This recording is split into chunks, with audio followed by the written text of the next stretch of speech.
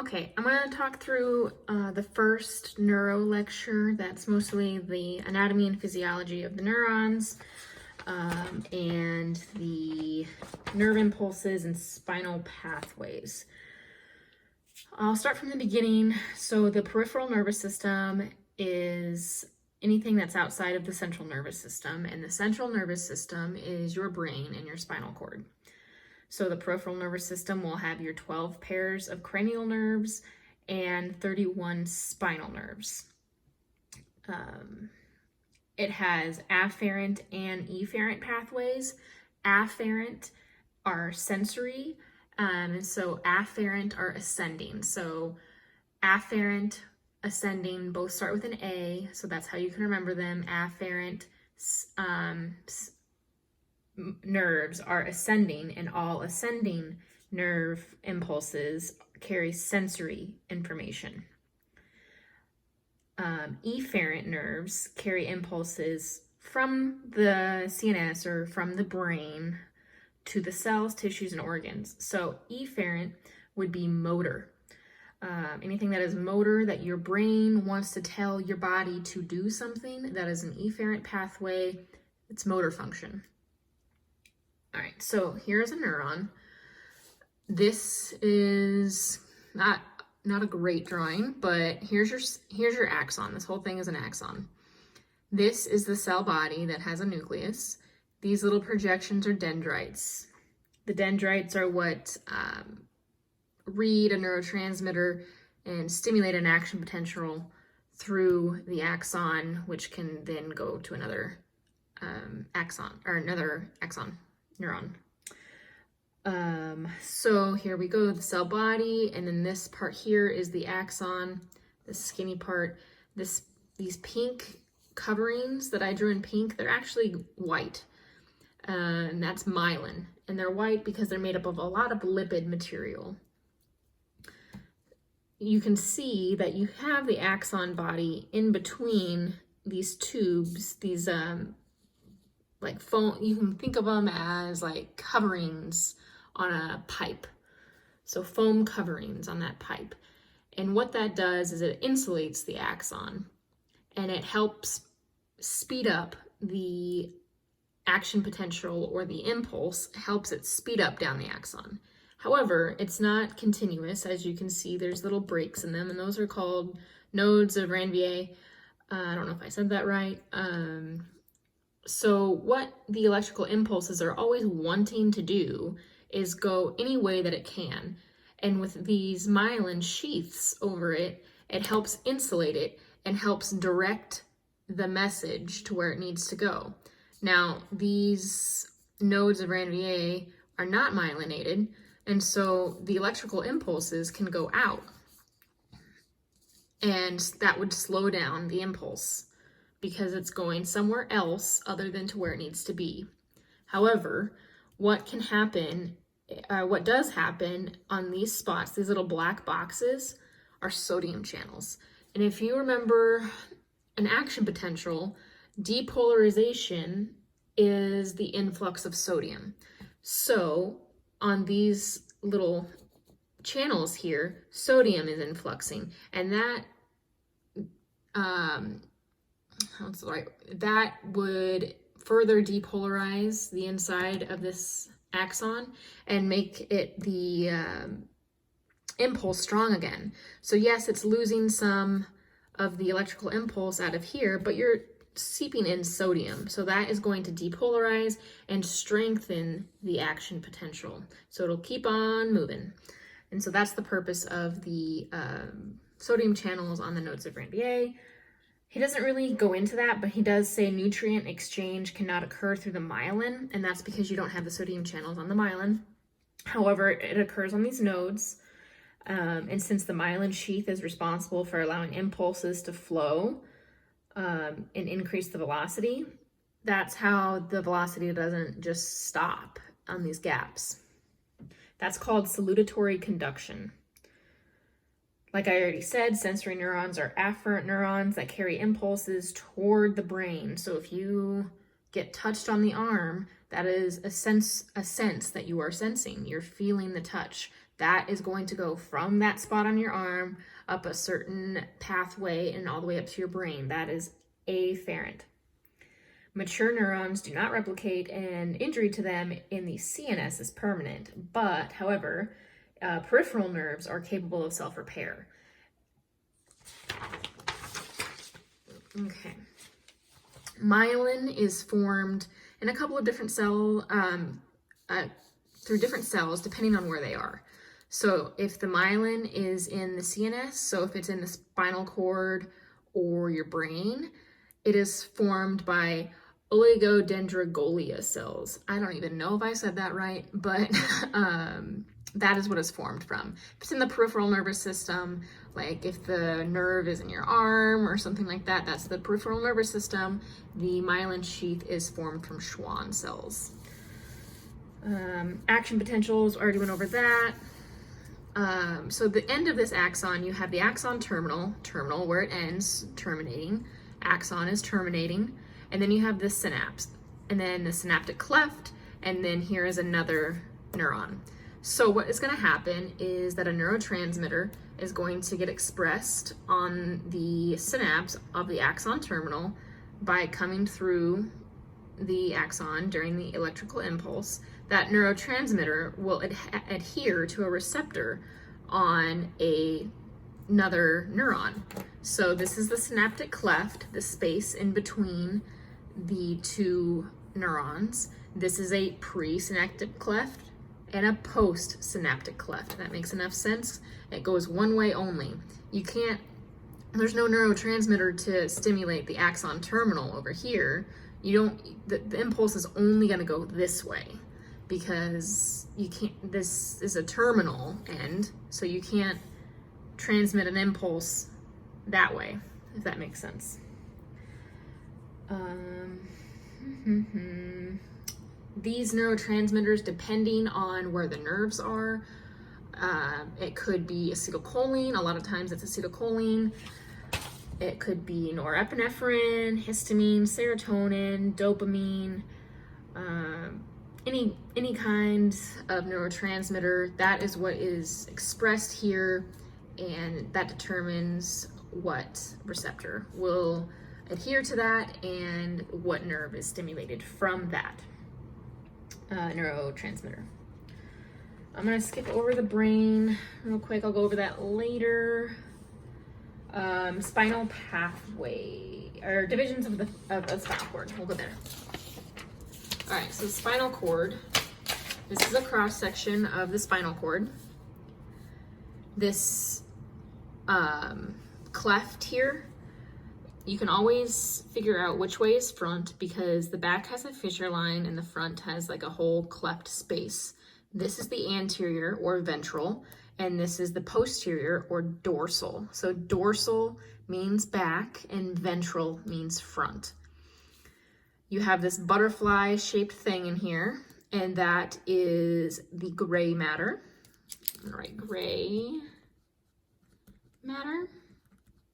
And this is white matter. Now remember, what makes it white? It's the myelin sheaths on the axon. Since these do not have myelin, it is gray matter. So these are mostly cell bodies. So I'll go back to this picture. So in the white matter here, you have all of this stuff. So this is what, upside down. So in the white matter, you have this section, okay? This could be super, super, super long. So you have this section, it's transmitting impulses. That means that the white matter is transmitting impulses. It's a highway, it's the road to where it needs to go. So if an impulse, you feel the touch, it has to travel to your brain for you to sense that touch. It travels via the white matter.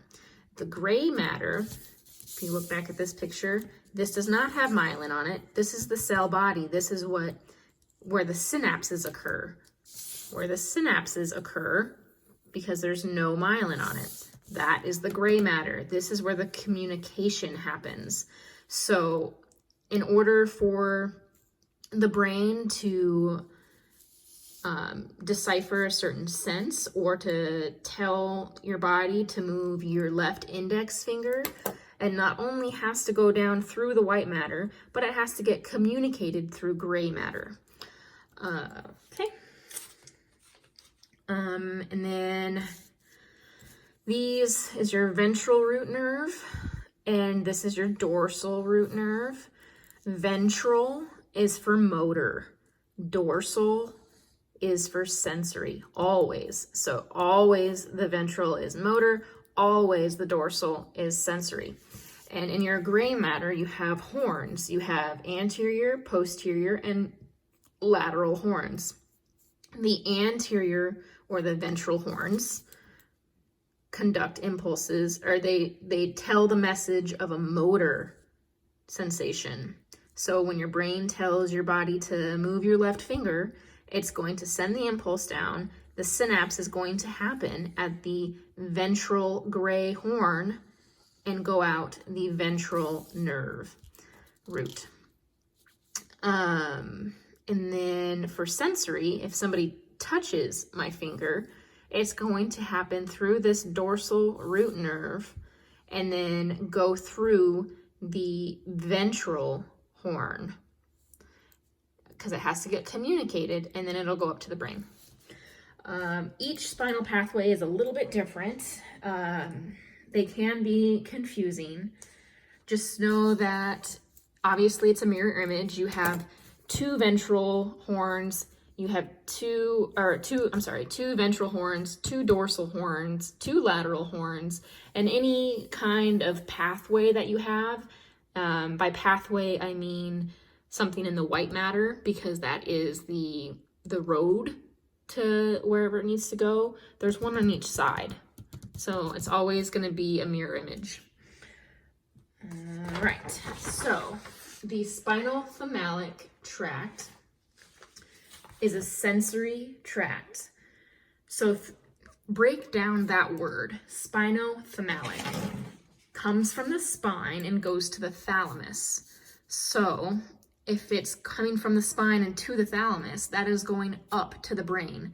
So that is ascending. What does that mean? Ascending is always sensory. So that tells you that it's a sensory tract, and it's made up of the anterior spinal thalamic tract and the lateral spinal thalamic tract. So there's one here, and then I'll put it in green, and then there's anterior. I think it's like right here. You don't need to know specifically where on a picture they are. Just know that the anterior and the lateral spinal thalamic tract, spinothalamic coming from the spinal area to the thalamus, that means it's ascending. That means it's a sensory perception. And that is responsible for pain, temperature, crude and light touch, and then it sends it to the thalamus. So the sensations cross over immediately when they enter this tract. So if somebody touches, say this is the right side over here, somebody touches somebody pinches me on my right hand, that'll be a pain sensation coming in on the right side. It's going to come in through, since it's a sensory, you're going to come through the ventral horn because it has to get communicated through the gray matter, and it always crosses over immediately. So it's going to come over here. My pinch to the right hand is going to come over through this dorsal root nerve, come into the right dorsal horn, cross over, and go to the spinal thalamic tract, the lateral spinal thalamic tract, and go up to the brain. So the whole tract, the tract itself, is actually coming from the left side if I touch my right hand. The tract from the spinal cord is coming from the left side up to the brain. So if I have a problem with the spinothalamic tract, it's going to be contralateral to where the deficit is. Since the crossover happens immediately, if that makes sense. So if you touch my right hand or pinch it, I feel pain. The impulse doesn't come all the way up to the brain because of the spinal malic tract, which comes from here because it's on the opposite side. If this isn't being perceived by the brain on the right side, it's going to present, if I can't feel something touching my right side, it's because of a deficit on the left side, okay? Because it comes out of the left side. The posterior column, or also known as the dorsal column, posterior, dorsal, same thing. It is made up of it's an ascending tract. What does that tell you? The posterior tract is an ascending tract. It is responsible for sensory. Anything dorsal on the back side of the spinal column, on the posterior side, is always sensory. So the posterior column is sensory. It is made up of the fasciculus gracilis and the fasciculus cuneatus. It carries senses of proprioception, so that is like you know where your body is, even if you aren't telling your body where it is. So close your eyes and touch your nose. You know where your nose is. You know you're not going to slam your hand into your nose because you know where your body is in perception to your nose and how far you need to move your finger to get to your nose without stopping too soon or smashing into your nose. Vibration and fine touch is also up the dorsal column. It crosses over at the junction between the spinal cord and the brain. So, same example. If somebody barely touches my right hand, that's a fine touch, and it's going to be going up the dorsal tract. So it comes through here on the right side. It'll get communicated in the ventral horn, and immediately, I'll just draw this here, and immediately cross over into this dorsal posterior column and go up to the thalamus. But before it gets to the thalamus, it crosses over at the medulla oblongata. So since the crossover is not in the spinal area, not where the impulses gets communicated over at the spinal column, the deficits in this tract will be on the same side. So if something is wrong with this tract, it's going to be on the same side that the impulse is coming from. So since it doesn't cross over until it gets to the brain, the tract itself, if it is got a lesion or something on it, it's going to be on my right-sided posterior column tract. However, since it does cross over and you have a deficit in the cerebral cortex in your brain, since the tract crosses over at the medulla oblongata and then goes to the opposite side in your brain. So if you lightly touch my right hand, the sensation will go up my right side of the body until it gets to the medulla oblongata, and then it will cross over into my left cerebral cortex. If I have a problem with my left cerebral cortex, there's nothing wrong with the posterior column. That is working just fine. However, I'm still going to have a problem feeling that light touch on my right hand. The pyramidal tract is made up of the corticospinal and the corticobulbar tracts. It is a descending tract. What does that tell you? It's descending, so it is a motor tract. All motor tracts are going to be ventral or anterior. So again, all posterior or dorsal is sensory, all anterior or ventral is motor. That is for voluntary movements of purpose and skill. So if your brain sends a signal to move your left hand, that impulse is going to cross over at the medulla oblongata. Therefore, if you have a problem in the tract itself, it's going to be contralateral, because the tract, let me flip this over. So if you, here's your brain, and the medulla oblongata and the pons and the midbrain, and your spinal cord. And if you want to move your left hand and the impulse comes, this is not a great drawing, but here is the corpus callosum. So there's the two hemispheres of your brain. So if you are wanting to move your left hand, it's going to come from the right side of the brain. The impulse will come down and cross over at the medulla oblongata and then go down to your left hand.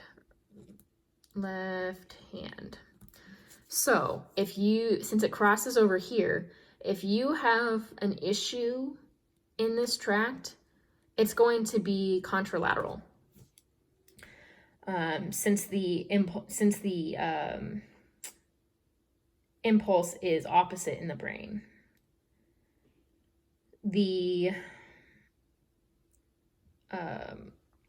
So then you have upper and lower motor neurons. And that is, for all motor neurons, you have an upper and a lower. So what that means is that here's your brain. An impulse is coming down for a motor sense, because all motor senses come down from the brain. It crosses over at the medulla, and then anything, and here's your, say this is the spot that the impulse needs to cross over and go to the limb.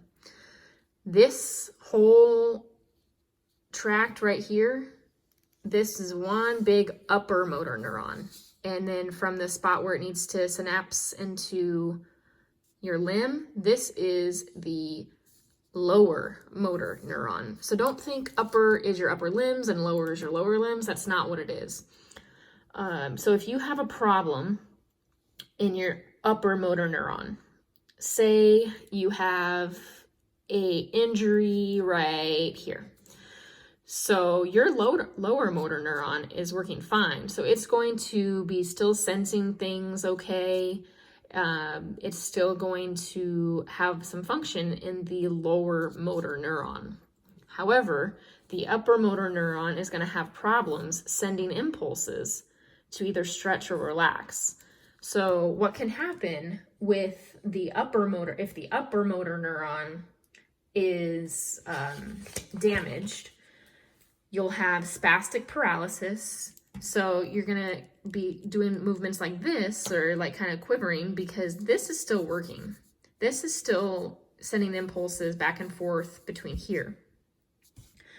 Your body can't tell it to relax, in other words. Hyperreflexia, because this motor neuron can't tell it to relax. In the presence of a Babinski reflex. Motor neurons that are damaged in the lower motor neuron, this is working fine. This can tell it to relax, it can tell it to contract, but the message is going nowhere. So that means that you'll get flaccid paralysis, muscular atrophy, because you're not able to contract the muscle. So what happens is it atrophies because of disuse, fibrillations, hyporeflexia. So if you're not able to tell the muscle to move, obviously those things are going to happen. All right. That, I think, covers most everything that I wanted to talk about. So again, the main big points is dorsal nerves are always ascending, and they are always for sensory, and ventral or anterior is always for motor, and it is always descending. So it comes from the brain to the motor area. So if you have a motor sensation coming from the brain, It's going to be contralateral always, and it's going to cross over in the ventral horn. So the communication, again, has to happen in gray matter because that's where your cell bodies are. That's where the dendrites are to talk to the cell bodies to send an impulse. So it has to go through the gray matter at some point. Motor ones will come through the anterior or the ventral gray horns. Sensory ones will get channeled through the dorsal gray horns.